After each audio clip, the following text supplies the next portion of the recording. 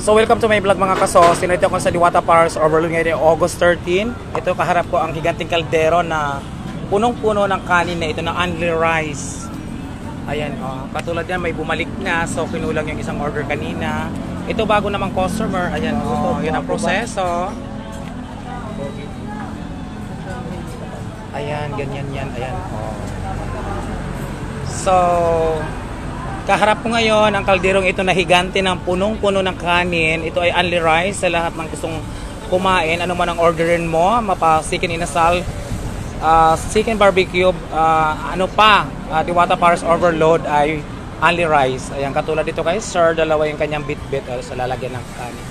Tapos doon naman yung sabaw. So nakapila dito para sa rice. Ayan. Ayun po ay pizza 13 ng Agosto. Ayun ay magtatanghali na. Ito yung sitwasyon dito.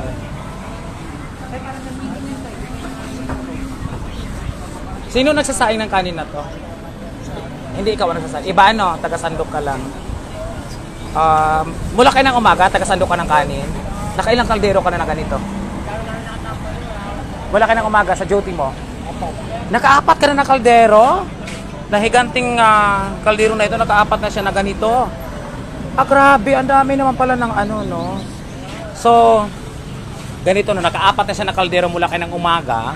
Ngayon ay pizza 13 ng Agosto, no, magtatanghali na. So, ito yun, no, apat na ganito kalalaking higanting kaldero ang naubos niya. Kaya yung mga bashers dyan na nagsasabi na gawa-gawa lang. O, ayan, yung bata na taga-sandok, yung na-assign dito, ay naka-apat na siya na kaldero. Anong oras pa lang ngayon? So ganito karami, kalakas o karami ang kumakain dito sa Diwata Paris Overload.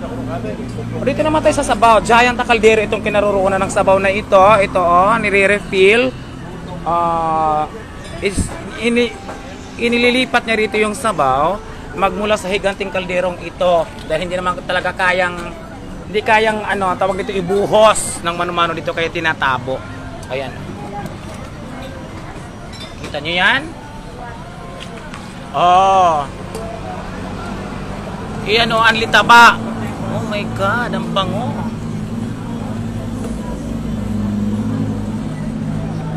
Taga ka lang ng sabaw? Nag-ooperate ka lang ng sabaw? Taga-service.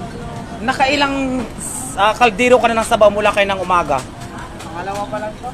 Pangalawa, ito giant na tono. Sa tingin mo nakakailang takal ng sabaw ito ganito kalaking kaldero? Mga siguro 5. Hindi, nakakailang ganito halimbawa, aabot ba ng 1,000?